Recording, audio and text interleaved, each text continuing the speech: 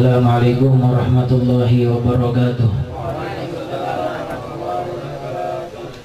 Fahamdan li rabbin khassana bi Muhammadin wa anqadhana min zulmatil jahli wad dayajiri.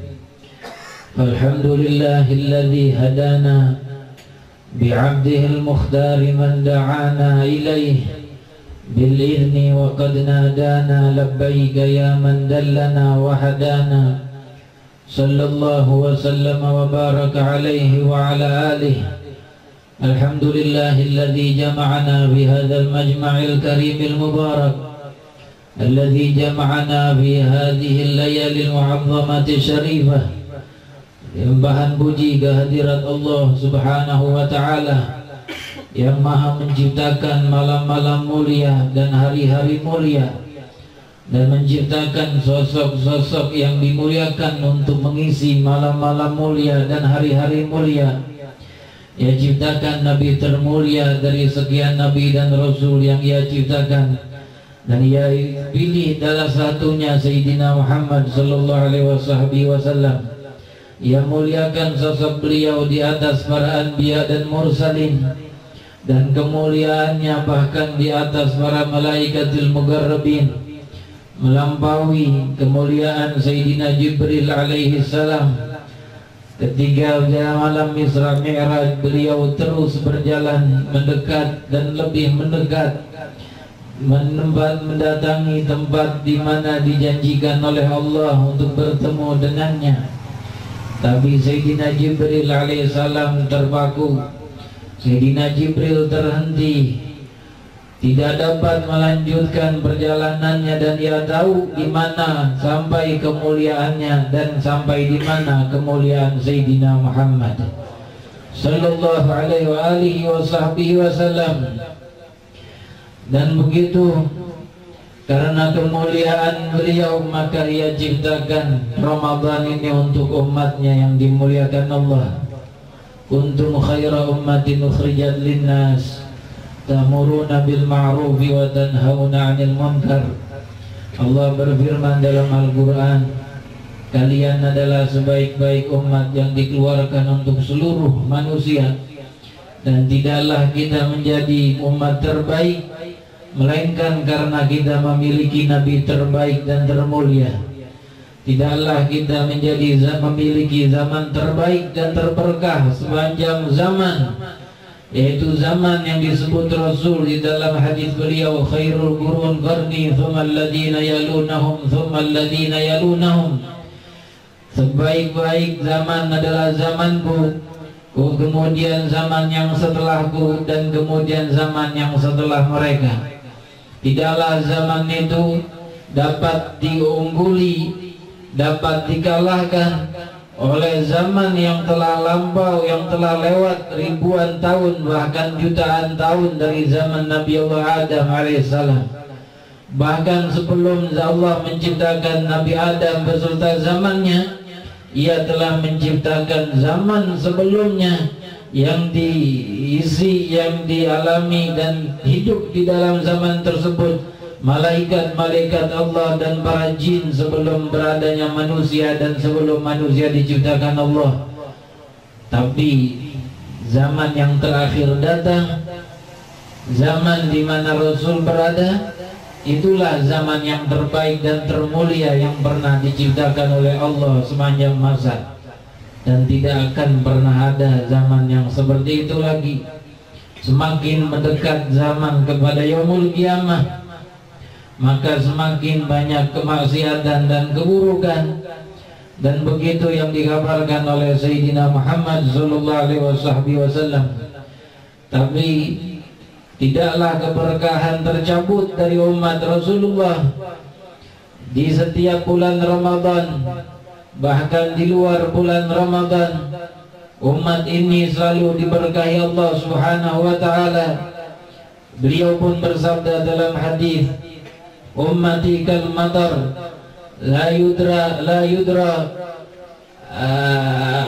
hal awwaluha khairun am akhiruha, atau kama qala Rasulullah sallallahu alaihi wasallam.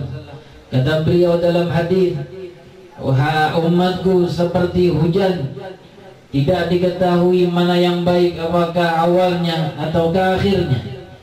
Ulama mengatakan dalam tentang hadis ini bahwa maksud tidak diketahui mana yang baik, apakah awalnya ataukah akhirnya, artinya dari awalnya sampai akhirnya di situ umat Nabi Muhammad SAW mendapatkan kebaikan. Hadirin hadirat yang dimuliakan Allah, maka dengan Rasul kita mendapatkan kebaikan ini, maka karena beliau kita mendapatkan karunia besar ini. Dan sudah 12 malam, dan ini adalah malam ke-12 telah datang dan melewati kita dari bulan Ramadan mulia. Semakin datang malam demi malam kepada kaum muslimin muslimat, maka semakin banyak keberkahan yang mereka dapat dari Allah Subhanahu wa ta'ala. Kalau dari hari pertamanya saja mereka dijanjikan nadrah dan pandangan rahmat dari Allah, maka terus di setiap hari Allah Ta'ala janjikan kepada mereka bahwa Allah memerdekakan di setiap harinya 600.000 dari umat Sayyidina Muhammad, dimerdekakan mereka dari api nerakanya Allah. Lalu di dalam riwayat yang lain bahkan disebutkan di setiap hari Allah Ta'ala memerdekakan 1 juta umat Sayyidina Muhammad Sallallahu Alaihi Wasallam. Semoga aku dan kalian dari malam pertama masuk dalam bilangan 600.000 atau 1 juta ini, sehingga setiap malamnya kita mendapatkan itqun minan nar. Akan datang waktu di mana 10 malam terakhir disebutkan bahwa malam-malam itu adalah itqun minan nar, lebih dari malam-malam yang sebelumnya. Dan akan datang malam terakhir bulan Ramadan, malam 29 atau malam 30, di mana Allah Ta'ala memerdekakan hambanya di malam itu sebanyak bilangan yang ia merdekakan dari awal malam sampai akhir malam. Ini karunia besar kita dapatkan dari Allah Subhanahu wa ta'ala hanya karena kita adalah umat Sayyidina Muhammad.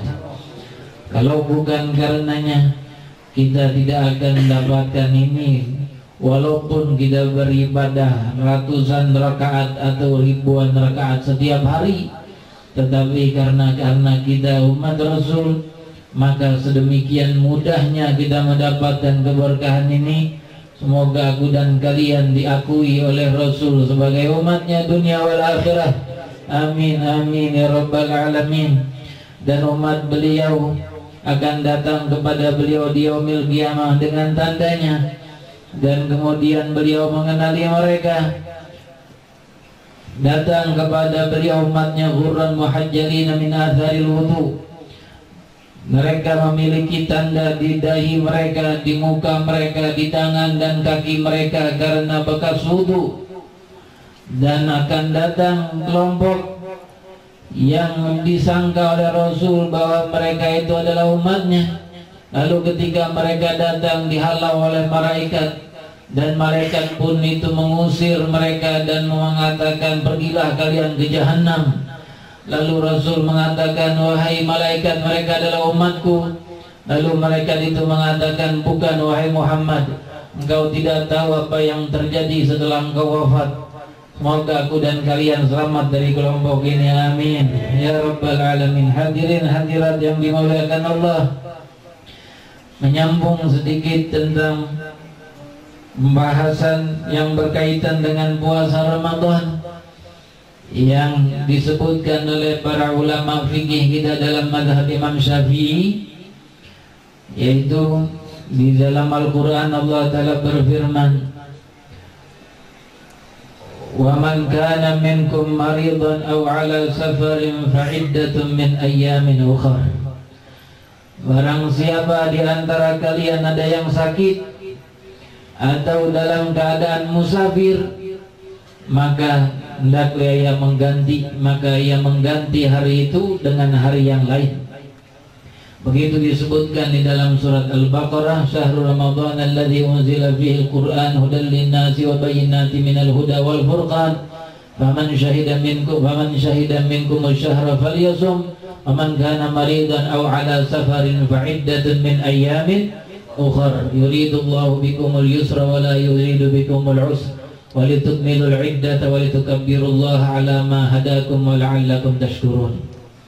Hadirin hadirat yang dimuliakan Allah, dari ayat ini kata ulama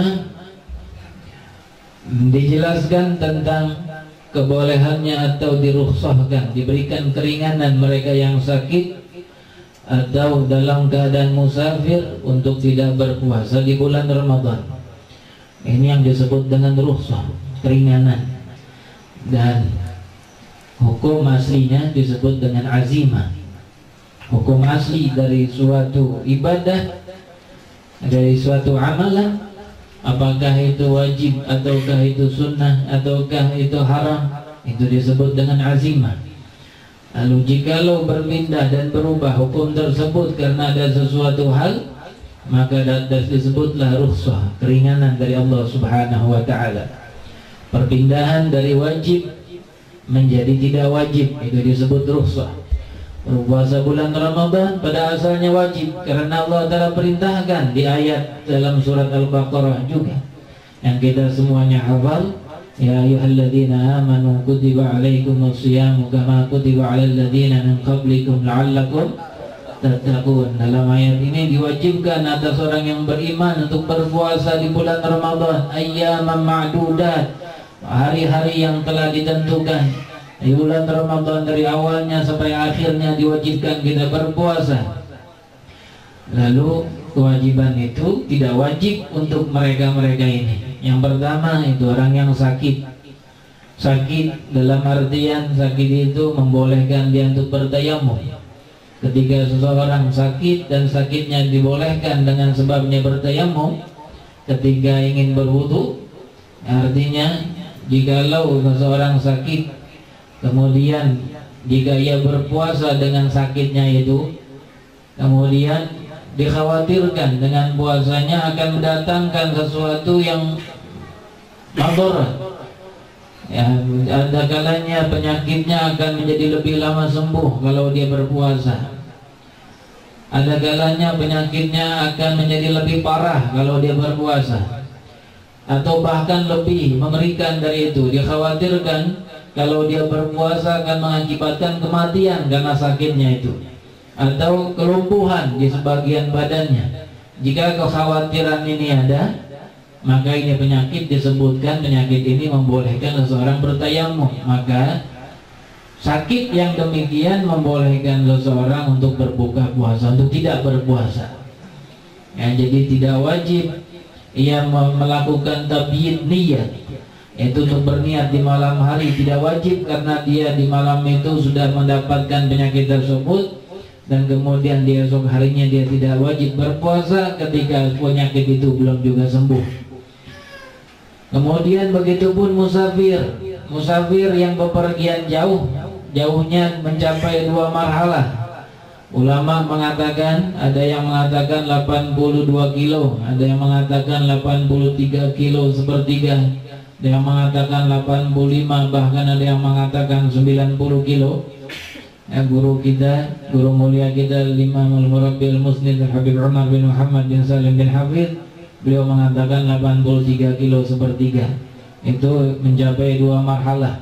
Kalau sudah mencapai 2 marhalah, mencapai 83 sepertiga kilo jauhnya perjalanan kita, dan dihitung dari perbatasan kota yang akan kita tinggalkan.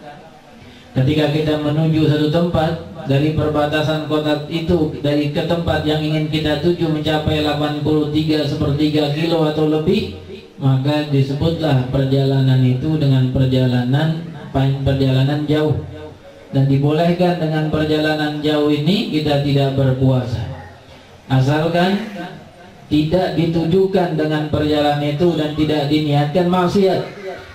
Kalau kita seseorang berjalan jauh tapi tujuannya maksiat, untuk judi atau untuk mau berzina atau mau membunuh orang atau melakukan maksiat yang lain, mau mencuri misalnya, mau merampok.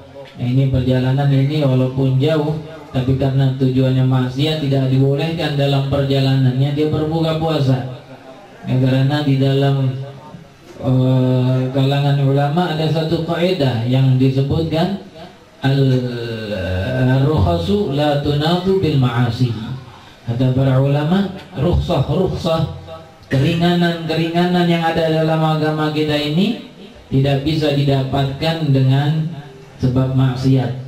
Nah, ia berjalan karena sebab maksiatnya, perjalanan jauh tujuannya maksiat, maka ini perjalanan maksiat semuanya karena berjalan menuju maksiatnya.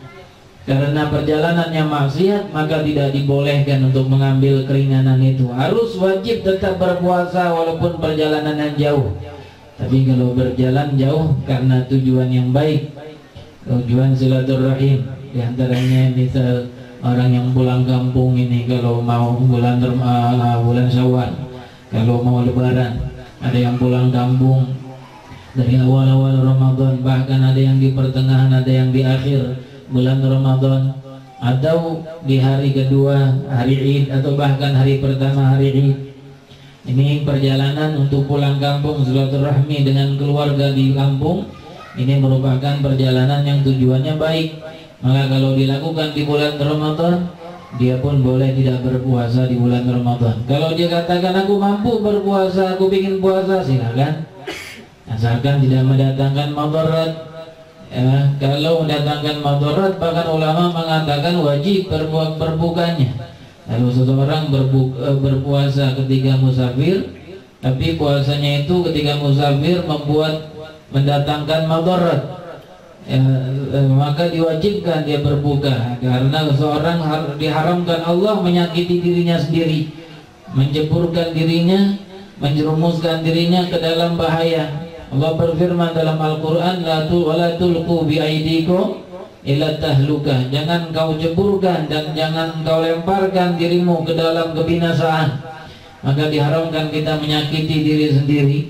Ya, ada orang kalau tidak makan sengaja, demo nggak mau makan, bibirnya dijahit dengan dengan jarum, dengan benang, itu haram hukumnya karena menyakiti diri sendiri.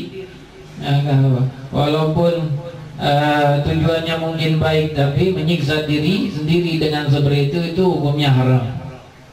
Hadirin hadirat yang dimuliakan Allah, juga syaratnya boleh berbuka puasa ketika berjalan jauh, asalkan perginya itu setelah waktu fajar, sebelum waktu fajar. Ya, sebelum waktu fajar baru boleh berbuka di perjalanan di saat itu. Misal ada seseorang pulang kampung, berangkat kapan? Berangkat jam 9 malam, naik kereta atau naik bis jam 10 malam misalnya. Atau bahkan kalau dia perlu naik pesawat, ya, ambil pesawat di malam hari. Nah, kalau sudah berangkat sebelum fajar, dibolehkan dia di siang harinya itu untuk tidak berpuasa.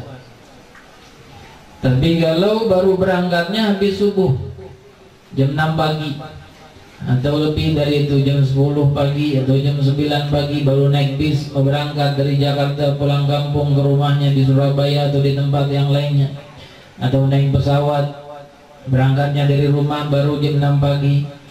Ini nggak boleh di hari itu dia berbuka, kecuali kalau di perjalanan dia ditimpa dengan kehausan yang begitu sangat mencekat atau lapar yang begitu sangat menyakiti dirinya. Kalau dia tidak makan, tidak minum, maka dia akan binasa, atau maka akan terjadi kelumpuhan dalam dirinya. Ini baru dibolehkan, tapi bukan karena musafirnya dia berbuka dibolehkan, tapi karena haus yang akan mengakibatkan madarat kalau tidak minum, lapar yang akan mendatangkan madarat dan bahaya bagi dirinya kalau tidak minum. Itu juga perlu diperhatikan bagi yang musafir. Perjalanannya mulai mulai meninggalkan kampung, kota yang ditinggalkannya atau kampung yang ditinggalkannya itu sebelum fajar. Kalau kita naik pesawat ya ke bandara. Bandara itu ada di luar kota.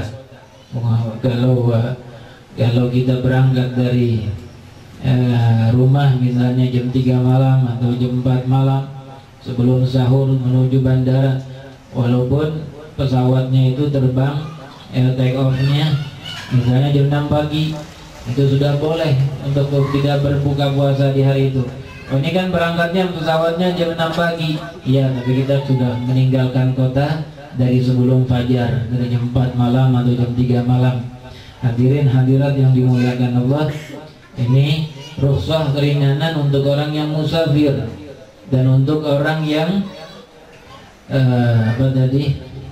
orang yang sakit, ya, dengan syaratnya tadi itu. Jadi tidak sembarang sakit boleh berbuka puasa dan tidak puasa, dan bukan sembarang musafir yang membolehkan seseorang berbuka puasa.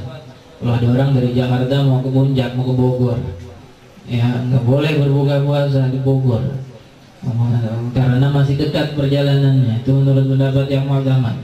Nggak ada jarak dari Jakarta ke Bogor melebihi 83 kilo lebih, karena masih dekat. Perjalanannya bukan perjalanan jauh. Nah, kemudian kalau sebaliknya bagaimana? Kita tadinya musafir nggak berpuasa, lalu setelah itu mukim, kita berjalan dari Surabaya di bulan Ramadan pulang ke Jakarta. Dari Surabaya misalnya sebelum subuh jam 3 malam sudah berangkat naik mobil, meninggalkan Surabaya. Nggak berpuasa deh, ya capek letih di perjalanan jauh dari Surabaya ke Jakarta berjam-jam naik mobil. Lalu kemudian sebelum maghrib misalnya jam 3 sore atau jam 4 sore sampai di Jakarta, ya misalnya jam 3 sore, jam 4 sore sampai di Jakarta. Nah, sudah masuk kota Jakarta, dia sudah mukim, bukan musafir lagi. Maka di saat itu disunahkan dia untuk imsak. Disunahkan untuk imsak, artinya imsak, tidak makan, tidak minum seperti orang yang berpuasa, karena mukimnya sudah mukim. Walaupun gak wajib, tapi disunahkan. Seperti orang yang sakit, di hari itu ketika dia sakit, dia tidak berpuasa karena sakit. Lalu tiba-tiba jam 2 siang sembuh dari penyakitnya, minum obat tadi kemudian sembuh dari penyakitnya jam 2 siang, maka disunahkan dia imsak.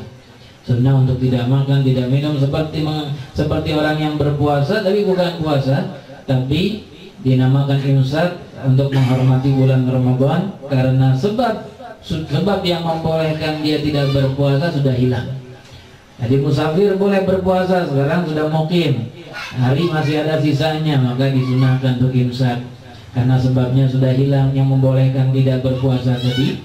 Begitupun sakitnya sudah hilang, sudah sembuh, dan sisa waktu masih ada sebelum maghrib, disunahkan dia melakukan imsak. Hadirin hadirat yang dimuliakan Allah, sakit atau musafir.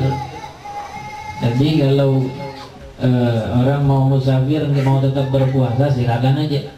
Begitupun orang yang sakit, mau puasa aja terus, ya masih kuat kok, silakan. Padahal kalau dihitung-hitung itu penyakitnya sudah membolehkan dia untuk tidak berpuasa, tapi dia mau puasa juga silakan, asalkan tidak mendatangkan madarat dengan penyakit tersebut ketika berpuasa. Kalau mendatangkan madarat, maka diwajibkan dia untuk berbuka puasa. Begitupun safar, perjalanan jauh, kalau mendatangkan madarat, kalau dia nggak makan dan minum, maka diwajibkan dia untuk berbuka di dalam perjalanannya. Ini diriwayatkan di dalam sebuah hadis riwayat Imam Bukhari Muslim. Ada seorang Rasulullah ketika dalam satu perjalanan, beliau mendapatkan ada kerumunan, para sahabatnya berkerumun di suatu tempat. Ketika Rasulullah tanya itu apa, ternyata mereka berkumpul di dekat seseorang yang terkapar di tanah, pingsan, dan diberikan naungan, ya, supaya nggak kepanasan. Lalu mereka di sana, Rasul bertanya itu kenapa orang tersebut? Kata sahabat memberikan kabar kepada beliau, itu orang berpuasa wahai Rasul. Nah, jadi berpuasanya menyebabkan dia sampai pingsan karena karena sangat laparnya dan sangat hausnya. Sebagian seorang begitu, ya, berkunang-kunang kemudian pingsan. Lalu beliau mengatakan ketika tahu sebabnya, padahal itu musafir boleh kalau dia berbuka, tapi dia nggak berbuka, dia paksakan dirinya sampai dia pingsan. Lalu Rasul mengatakan, laisa minal birri amsiyama fim safar. Laisa minal birri amsiyamu fim safar. Bukanlah termasuk kebajikan, bukanlah termasuk kebaikan, yaitu berpuasa di waktu musafir. Berpuasa di waktu musafir kalau mengakibatkan begitu bukan minal bir, bukan termasuk kebaikan, bahkan karena mendatangkan madarat untuk orang tersebut. Tapi kalau kita mau berpuasa terus ketika musafir karena dan tidak mendatangkan madarat, silakan aja. Abu Rasul di dalam suatu perjalanan musafir bersama para sahabatnya, yaitu ketika menuju kota Makkah dan di waktu Fatah Makkah. Fatah Makkah ini terjadi di bulan Ramadan juga, bukan Badar saja yang terjadi di bulan Ramadan. Fatah Makkah pun terjadi di bulan Ramadan. Ketika beliau menuju Makkah bersama para sahabatnya, kita tahu bahwasanya beliau dengan 10.000 para sahabat beliau yang ikut dengan Rasul menyerbu kota Makkah untuk merebut Makkah di bulan Ramadan di tahun 8 Hijriah. Lalu kemudian Rasul mengatakan para sahabat berpuasa di saat itu. Nah, perjalanan dari Makkah ke Madinah jauh. Kalau sekarang naik bis saja masih berjam-jam, apalagi dulu menggunakan jalan kaki, menggunakan onta. Dan tentunya mereka ketika naik onta juga tidak terburu-buru karena dengan rombongan berjalan sebagaimana yang jalan kaki santai, jalan jauh, tapi mereka berpuasa dan hari panas. Lalu ketika sudah mendekati Makkah, Rasul mengatakan, innakum danautum min aduwikum wal fitru aqwalakum. Kalian sudah dekat dengan musuh kalian, itu dekat dengan kaum Quraisy di Makkah. Dan berbukanya puasa kalian itu lebih mendatangkan kekuatan buat kalian. Rasul hanya mengatakan demikian ketika mereka sudah dekat Makkah. Maka para sahabat mengatakan, ya, di antara kami ada yang berbuka, di antara kami ada yang meneruskan puasa. Nah, Rasul tidak mewajibkan di saat itu. Jadi boleh berbuka, boleh berpuasa. Sebagian yang berpuasa, padahal mereka musafirin, dan yang berbuka karena mereka sedang musafirin. Lalu ketika sudah sampai di Mekah, Rasul mengatakan, innakum musbihu aduwikum, bahwasanya kalian akan berhadapan dengan musuh kalian ghadan, besok. Wal fitru aqwalakum fa'aftiru, dan berbuka dari puasanya, dan kalian berbuka puasa lebih mendatangkan kekuatan buat kalian, maka berbukalah. Rasul menyuruh berbuka karena besok akan menghadapi peperangan dan dikhawatirkan mendatangkan madarat bagi pasukan muslimin kalau mereka sedang berpuasa dan berperang, karena kekuatan mereka berkurang banyak. Maka disuruh oleh Rasul mereka berbuka. Berbukalah para sahabat. Ketika para sahabat berbuka, ada sekelompok yang tidak berbuka, tidak mendengar perintah Rasul di saat itu. Lalu dikabarkan kepada Rasul bahwa beberapa orang itu masih berpuasa, ya Rasulullah. Rasul pun mengatakan, innahumul usawat, mereka itu adalah para pendosa. Artinya mereka melanggar perintahku dan mereka mendapatkan dosa karena telah melanggar dan tidak mentaati Sayyidina Muhammad Sallallahu Alaihi Wasallam. Maka Rasul menamakan para so'imin itu, dinamakan para usat, itu para pendosa karena telah melanggar perintah Rasul, karena telah diwajibkan oleh Rasul untuk berbuka, sebab dikhawatirkan mendatangkan madarat bagi pasukan Islam ketika berperang melawan musuhnya di hari esok, karena mereka akan berhadapan dengan para kufar musyrikin. Hadirin hadirat yang dimuliakan Allah, ini tentang puasa yang berhubungan dengan puasa dalam masalah marid, orang yang sakit dan orang yang musafir.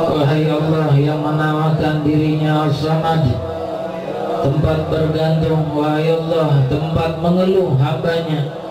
Wahai Allah tempat mengadukan hambanya. Kami hambamu mengadu kepadamu dan mengeluhkan kepadamu akan problem dan masalah kami, masalah batin yang belum lagi terselesaikan. Ramadan lewat dan puasa kami jalankan, tarawih kami dirikan dan witir pun kami amalkan. Tapi kapan hati ini terbuka untuk melihat Rasulmu yang mulia? Padahal tidak ada malam yang lebih mulia dari malam Ramadanmu ya Rabbi. Yang tidak ada malam yang lebih indah dari malammu ya Rabbi. Dari malam Ramadan. Dan telah berapa tahun Ramadan melewati kami dalam kehidupan ini. Kami belum jumpa juga dengan Rasulmu Sayyidina Muhammad. Ya Rabbi, apa yang ada di dalam hati ini Rabbi? Kotoran apa yang terhinggap di dalam sanubari ini? Engkau yang maha tahu, dan Engkau yang maha melihat ke dalam diri ini, zahir dan batin. Ya Rabbana, dengan kemuliaan Ramadan, dengan kemuliaan malam-malam indah, dengan kemuliaan malam-malam mulia ini yang kami sedang lakukan, hadapi dan akan yang kami hadapi, dan yang telah lewat dari kehidupan ini beberapa malam, 12 malam tidak lebih dari itu. Ya Rabbana, dengan kemuliaan malam-malam itu, dan Engkau mengetahui diri kami ini bagaimana jadinya jika tidak Engkau tolong dan jika Engkau tidak berikan bantuan. Ya Rabbana, sucikan kami sebelum lagi Ramadan ini meninggalkan kami ya Allah. Ya Allah, ya Allah, ya Allah, ya Allah, ya Allah, ya Allah, ya Allah, ya Allah, ya Allah, ya Allah, ya Allah, ya Allah, ya Allah, ya Allah, ya Allah, ya Allah, ya Allah. Berapa banyak lagi hijab antara aku dan nabiku, antara kami dan nabi kami yang Kau utus kepada kami Sayyidina Muhammad. Berapa lagi banyak hijab yang harus Engkau hilangkan dari diri kami ya Rabb, sehingga kami dapat melihat wajahnya walau di dalam mimpi kami, walau hanya sekejap, walau hanya menatapnya dari jauh, dan apalagi dapat menjangkaunya, dan apalagi dapat menyalaminya dan menyentuh tubuhnya, dan apalagi dapat berbicara dengannya dan berdialog dengannya. Ya Rabbi, berapa banyak lagi hijab Rabbi di bulan Ramadan dengan kemuliaan malam ini. Kami mohon kepadamu ya Rabb, hanya Engkau yang dapat menghilangkan hijab-hijab antara kami dengan Rasulullah. Ya Rabbana, hilangkan hijab ini dan angkat hijab ini dan terima amal kebajikan kami ya Allah.